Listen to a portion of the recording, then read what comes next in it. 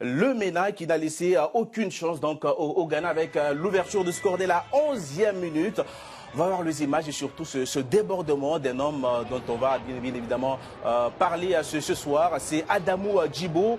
Son centre est repris de la tête par Imarana Seini. C'est dévié par Konado Yadom qui trompe son propre gardien. 1-0 pour le Niger.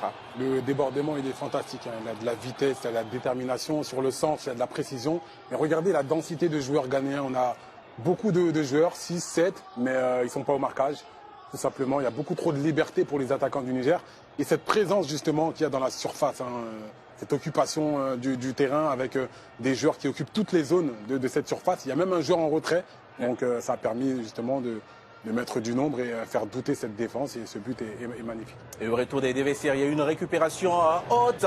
Et puis, regardez l'enchaînement des grandes classes réussi par Soumana Aïnikoye qui crochette et enroule au deuxième poteau.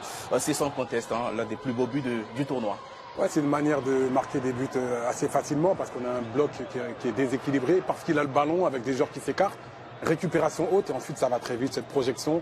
Ensuite, il faut la précision, il faut la qualité de pied, il faut la clairvoyance, le gardien qui est un petit peu avancé. Donc mettre le bon dosage et derrière il trouve le petit filet, c'est magnifique.